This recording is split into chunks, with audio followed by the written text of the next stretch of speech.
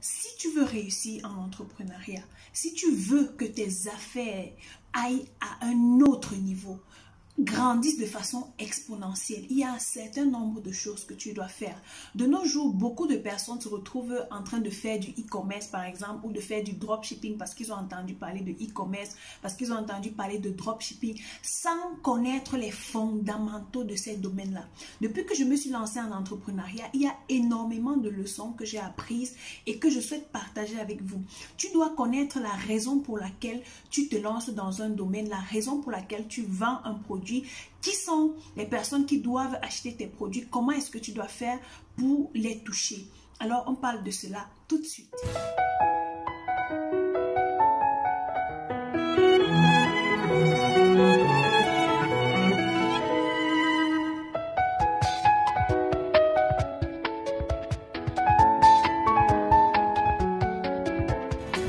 C'est Dacize Lilson, je suis entrepreneur, je suis leadership, mindset et business coach. Ma mission au quotidien est d'accompagner les jeunes femmes leaders à pouvoir décoller dans leur business, pour celles qui ont déjà une entreprise ou pour celles qui sont porteuses de projets, à pouvoir créer d'autres sources de revenus, à pouvoir développer un certain état d'esprit pour pouvoir se positionner en tant que leader à la tête de leur empire. Je suis également la fondatrice de la marque Dacize Lilson, qui est une marque de produits haut de gamme qui se vend déjà à l'international. Ce que j'ai appris lorsque je me suis lancée en entrepreneuriat, il y a beaucoup de choses que je ne connaissais pas. Et les choses que je connais aujourd'hui et que je continue d'apprendre me permettent de pouvoir me positionner sur mon marché, sur le marché que j'ai ciblé comme leader. Et si tu veux réussir, comme je disais tantôt, tu dois pouvoir connaître ces choses-là. Et depuis que j'ai appris ces choses, je vous assure, mes activités ont changé vraiment de façon exponentielle. Je vous assure. Seulement en 2019, j'ai réalisé des objectifs que je n'aurais pas pu réaliser si je n'avais pas ces informations-là. Et tu as besoin de ce genre d'informations si tu veux faire grandir tes activités en 2020. L'une des choses qui a transformé mes activités, c'était le ciblage. C'est quoi le ciblage? C'est juste ta capacité à cerner une certaine population que tu vas servir. Écoute, dans le business, tu ne peux pas servir tout le monde. Dans le business, tu ne peux pas servir tous les pays. Il y a bien quelqu'un qui va faire des choses que toi, tu ne peux pas faire. Tu ne peux pas dire que tu vas servir tous les pays du monde entier. Tu ne peux pas. Tu dois être capable de cibler qui peut utiliser ton produit, la zone que tu veux servir. Tu cibles cette zone-là et tu te concentres sur ces zones-là. Et c'est avec ces zones que tu travailles. Et on ne se limite pas seulement au ciblage. Lorsque tu cibles cette catégorie, cette partie du monde que tu vas servir, encore que tu ne dois pas te limiter seulement à un seul pays.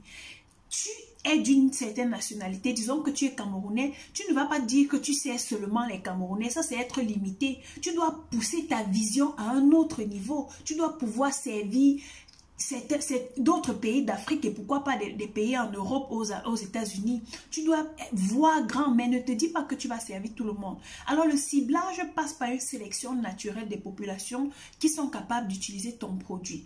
Tu vas commencer par déterminer où est-ce que je veux être représenté? Où est-ce que je veux que mes produits soient représentés? Lorsque tu connais déjà où est-ce que tu veux que tes produits soient représentés, tu vas déterminer. Ton buyer persona, c'est tout simplement la personne qui est capable d'acheter ton produit. Tu vas te déterminer si c'est une femme ou si c'est un homme. Quel âge cette personne a? Où est-ce que cette personne se trouve? Qu'est-ce qu'elle fait? Comment est-ce qu'elle se comporte? Quelles sont ses habitudes au quotidien? Qu'est-ce qui l'intéresse?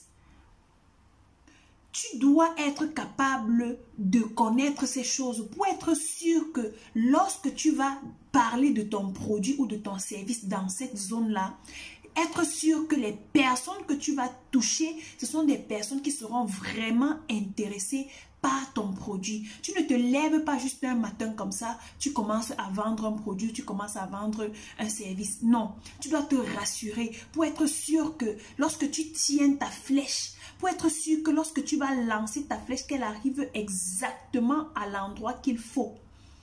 Sinon, tu vas te retrouver comme la majorité des entrepreneurs qui se lancent n'importe comment et se plaignent que l'entrepreneuriat est difficile.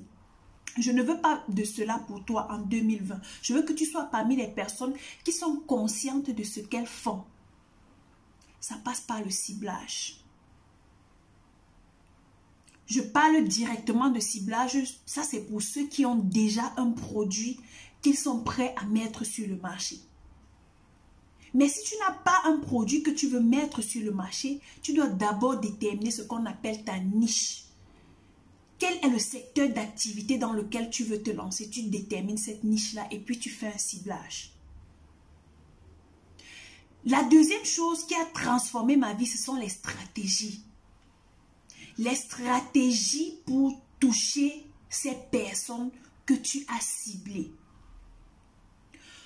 En 2020, on ne fait plus les choses de façon traditionnelle. La technologie évolue et tu dois pouvoir être en train d'utiliser les matériaux ou les instruments de l'ère dans laquelle tu es. Nous sommes à l'ère de la technologie. Il y a des stratégies. Facebook, par exemple, qui est une plateforme, beaucoup de personnes se font de l'argent avec Facebook. Mais tu ne te fais pas l'argent bêtement sur Facebook ou bien tu ne te lèves pas un matin comme ça, tu deviens riche sur Facebook. Il y a des stratégies. Il y a la publicité que tu dois payer. Encore que lorsque tu payes cette publicité, tu fais un certain ciblage. Tu ne vas pas payer la publicité parce que tout le monde paye la publicité, mais tu dois savoir qui tu recherches. C'est pour cela que ton ciblage est très important au début. Tu dois savoir où est-ce que tu veux que ta publicité passe. C'est de cette façon-là que tu travailles. Une autre chose, il y a les commerciaux. Qui doit représenter ta marque ou ton produit dans le pays où tu veux que ton produit soit représenté? Tu dois avoir ces personnes-là. Quel est le plan marketing que ces personnes ont adopté pour pouvoir toucher les personnes qui sont intéressées par ton produit? Et lorsque tu as fait ça, tu dois te rassurer que tu saches la raison pour laquelle tu proposes ce produit. À qui est-ce que tu proposes ce produit? Quels sont les bienfaits de ce produit? Et tu dois être capable de communiquer ces valeurs-là à ton équipe de communication, à ton équipe de marketing. Parce que ils doivent être capables de maîtriser ton projet, de maîtriser ta vision, d'être embobinés par ta vision.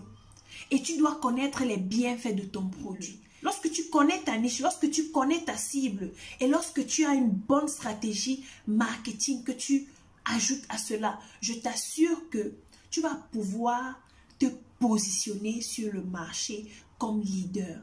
Tu vas être différent en fait. La concurrence ne va pas te faire peur. Encore que la concurrence n'a jamais fait de mal à qui que ce soit. La concurrence est là pour t'aider à t'améliorer. Tu vas être positionné, c'est-à-dire tu seras tellement focalisé et tellement serein dans ce que tu es en train de faire que les choses vont couler. Et c'est en faisant ces choses que beaucoup de personnes se font énormément d'argent. Si tu penses que c'est très difficile à s'asseoir et à travailler, je vais te dire, je te confirme que c'est pas une chose très facile. C'est pas facile à faire. Ça prend énormément de temps, ça prend énormément d'énergie, ça prend énormément de concentration. Et si tu n'es pas une personne qui est capable de se concentrer, d'être disciplinée dans ce qu'elle fait, je t'assure, tu ne pourras pas avoir les résultats. Tu ne pourras pas avoir la quantité d'argent que tu veux avoir parce que les gens qui réussissent en ligne, les gens qui se font énormément d'argent, ce sont des personnes qui sont diligentes, ce sont des personnes qui sont travailleuses, ce sont des personnes qui sont disciplinées à se concentrer et à travailler sur leur projet. Donc, ce que je veux que tu fasses dès maintenant, c'est que si tu proposes un produit, tu vas t'asseoir et te poser ces questions. Quel est le produit que tu vends? Pourquoi est-ce que tu vends ce produit? Quels sont les bienfaits de ce produit? Qui sont les personnes qui peuvent être intéressées par ton produit? Où est-ce que ces personnes se trouvent?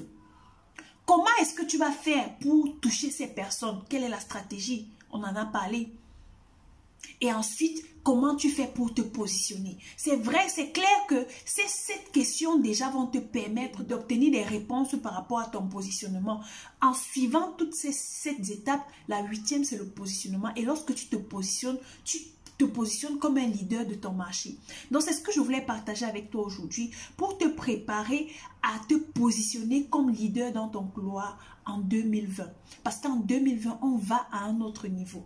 Je te remercie de m'avoir suivi jusqu'ici. Si cette vidéo t'a plu, donne-moi des pouces comme ça. Abonne-toi à cette chaîne et clique sur le bouton de notification juste là pour ne manquer aucune de mes vidéos. Merci de me laisser en commentaire si tu as une question ou si tu as une suggestion.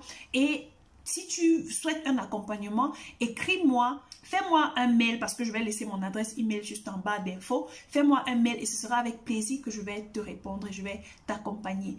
D'ici là, comme d'habitude, on va se voir à la vidéo que je ferai très prochainement. Think like a lion, think like a leader.